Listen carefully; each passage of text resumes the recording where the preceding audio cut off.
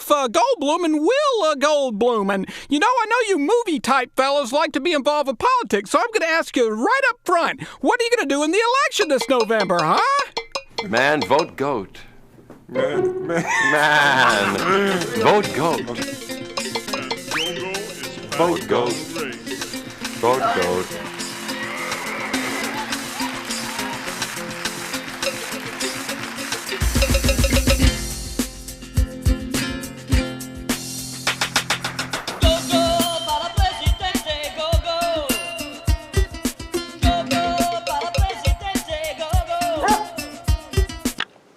Hey, this is Matt once again. Welcome back to another video.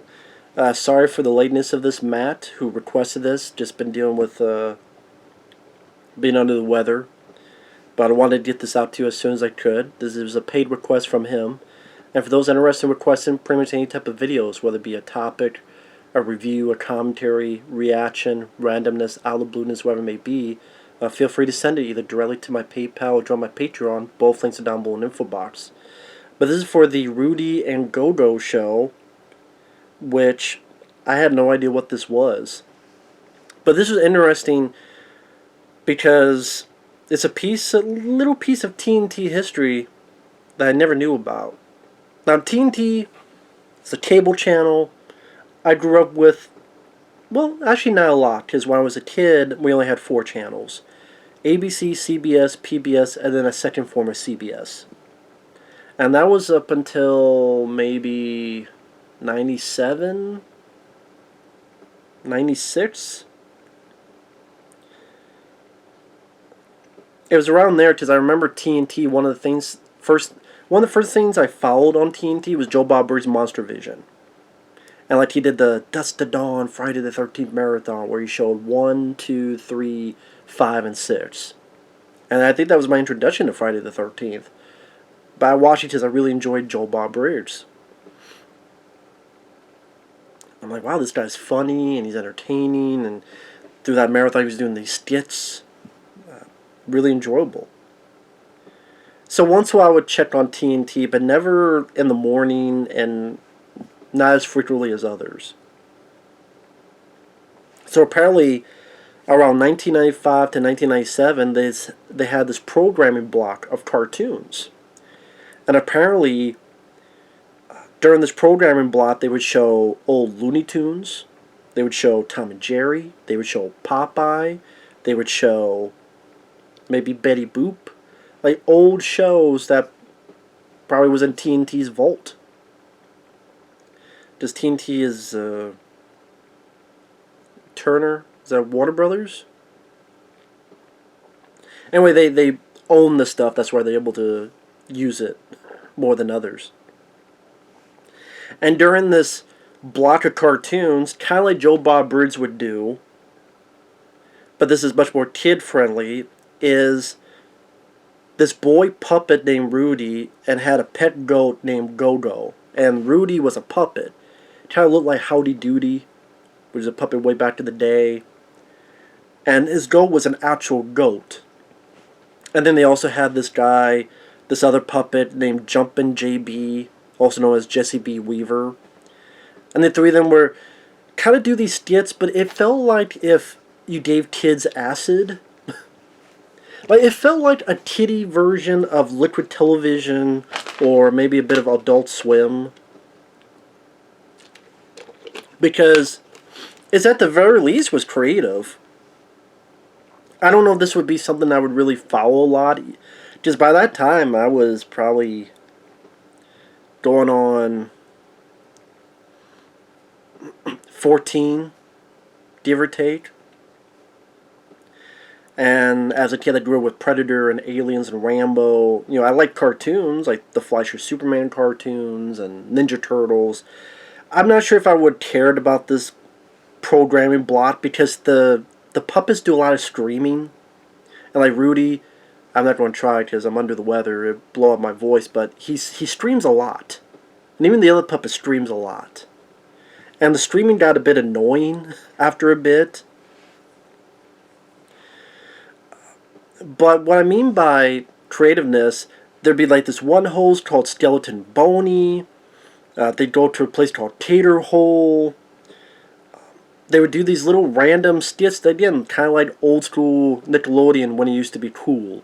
Or, again, a much softer version of Liquid Television. And for those who don't even know what that is, Liquid Television was a MTV. A lot of times they're blocked as well, where not all, but a lot of Liquid Television would be like in between the music videos. So it'd be these weird cartoons and animation and creative IDs, like how they represent MTV in various creative ways. I love Liquid Television. I wish I could find something that had like a shitload of Liquid Television stuff on it. There was not a lot officially released, but I wish, like, if someone had like a DVD-R, let me know. I'd love to purchase a copy of just Liquid Television stuff. Again, if anyone has that, let me know. I'd love to purchase a copy because I love to relive that, because I like the creativity. And this is not nearly as good as that, but again, I can see if little kids saw this, they would appreciate how there'd be a usage of old footage and puppets and, again, a talking skeleton host. And there's this one ongoing gag of what's in the box. And I'm like, is this a reference to Seven? What's in the box? I don't think so, but just that's what came to mind when I think what's in the box. And the box opens up, it's like a clip of an old cartoon, usually black and white, not always.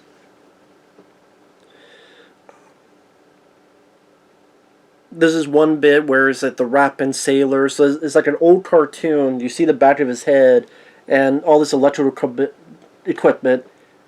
I don't know which cartoon this is from, but it's like black and white, and he's bopping back and forth, and he's like, "Hey there, buddies, I'm the rapping sailor." Ba ba ba ba ba ba ba ba ba ba. That stuff was cool. I just wish the puppets were not as annoying. They're just screaming way too much. Like, anytime they're on, it's either this very high-pitched... If you gave a kid a lot of speed... Actually, why would you give a kid speed? Scratch that. If you give a kid a lot of sugar, and they had the ultimate sugar rush, and they're yelling and screaming... Yeah, I'm not going to do it. I don't want to fuck up my voice. Hyper, hyper, hyper... Or I'm assuming if you gave a kid speed, it'd get aggravating after a minute. So I do wish it was a different host. Even if it's just like a guy, it could be any other type of host, or some other if it's puppets, maybe make them a bit more either cool or natural or not as hyper at least. But there was some creative stuff they merged into it. Like, there's this one bit about sugar in a can. Of course, referencing, soda. That's what soda basically is, sugar in a can. Oh, coming soon is sugar in a can. Oh, grown-ups just would not understand. But you go to the store, you get sugar in a can. Don't worry about those adults, and if they don't understand. Like, yeah, I appreciate the energy, the creativity. They had this ongoing thing where they wanted the GOAT to be president, and these running gags. Gogo for Presidente, vote GOAT. And they, like, whoever edited did a nice job of finding all these random clips to put together and try to be a cohesive whole, despite all the madness going on. And then, funny enough, there's a clip I found that I'm going to try to put at the beginning of this. Sadly, it's not really an interview. I would love someone asked Jeff Goldblum or Will Smith about this. They probably would not remember a damn thing. But obviously this must have been around 1996 when Independence Day was coming out. And you have Jeff Goldblum and Will Smith kind of looking over. I have to wonder what they're looking at. If they're actually hearing a voice or they're hearing someone mimic the voice.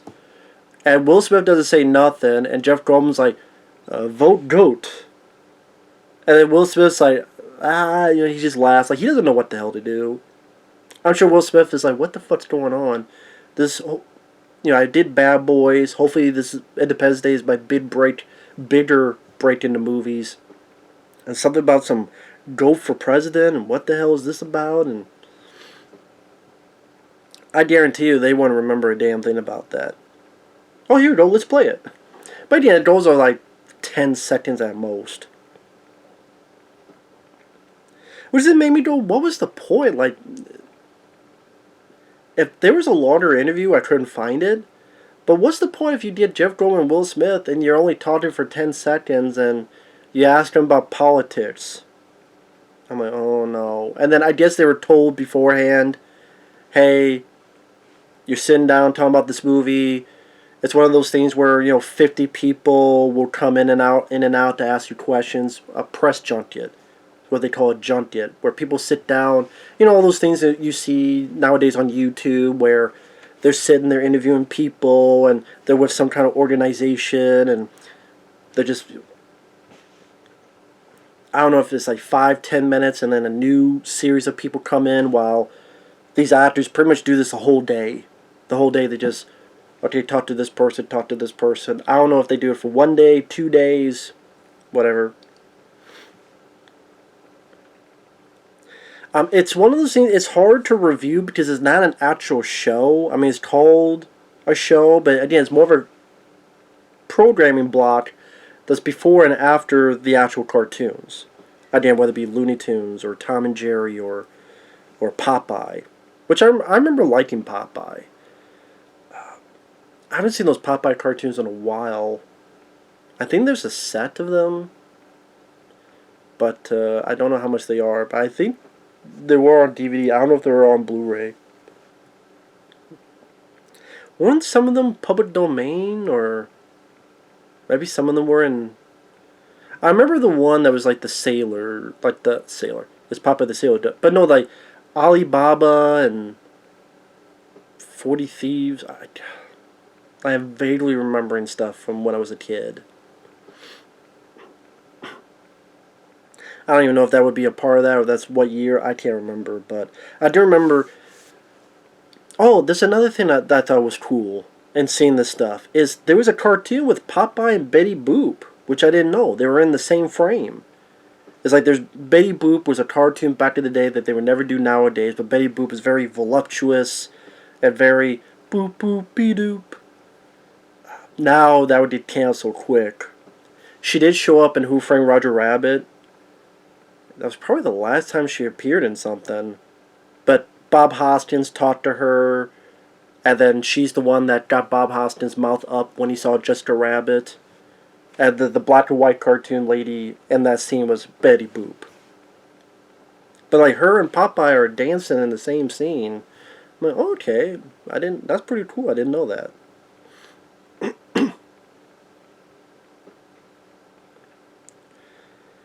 But I mean, it was interesting to see something that I'd never even heard of before.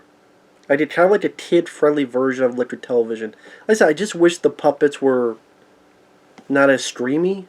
I know that's that word, but they're a lot... Just tone it down a little bit. Ease down, Ripley. You're grinding metal. Ease down. Ease down. But other than that, yeah, I mean, I appreciate people showcasing the creative juices compared to what the hell we have in today's age. And that's kind of a thing about is that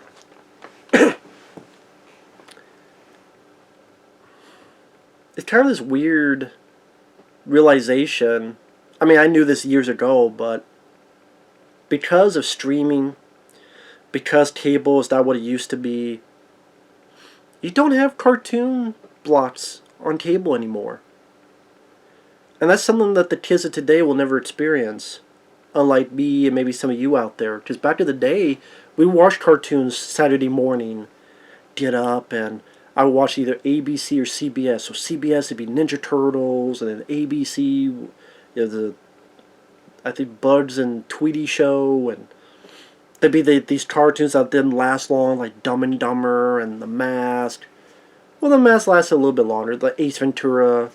So like almost every Jim Carrey film that time got a cartoon. I think Dumb and Dumber was on ABC, I believe. And then other places, like, again, TNT obviously had it based on this and others, but... And then, of course, before my time, people watched Mr. T's cartoon. They would watch... Elf had a cartoon. I think he had 2 cartoons. Alf from Melmac. ALF, Alien Life Form. Loves the pussy. Loves to eat it, but we eat it different ways. Sorry, Alf. Don't eat the pussy that way. Eat it like we do normally. But anyway, we don't have cartoons of that. I mean, the cartoons you did is more either the mainstays of The Simpsons, South Park, Family Guy, or like when they did that Rise of the Ninja Turtles cartoon, which was garbage, or fucking He-Man, which, by oh yeah, they're doing a live-action TV thing of He-Man. I don't know if it's a live-action movie or it's for Netflix. Like, great, you already fucked up a cartoon, now you don't fuck up live-action. Yeah, I look forward to that. But yeah, Kevin Smith fucked up He-Man. You had that shitty Thundercats, Thunder Bitches, that look like fat goo that you squeeze out of a taco. Thundercats, they're more like Thunder Cunts in that fucking cartoon, whatever the fuck that was. Yes, I said it. Thunder Cunts! War! With your period. Just fucking period blood is more of a show than that Thundercats War. What the hell that was. And then Rise of TMNT, more of the rise of my taint. Because if I look at my taint, it'd be a better view than those ugly looking Ninja Turtles, whatever the fuck that Rise of the TMNT. Yeah, it was so good it got canceled really quick.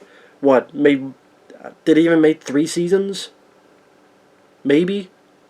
It was so good though, right? Fuck that. Anyway. But yeah, the Rudy and Gogo show, again, I appreciate, I don't think at the time I would have kept at watching it. I was like, let me mute the TV when the puppets are streaming. But other than that, like I said, I like the editing, some of the creative editing and the mix of various cartoons into these skits that they're doing, like what's in the box, like I said. So it was at least interesting. I think Matt, he mentioned this, he's about 34 years old, so he watches back in the day, which is cool.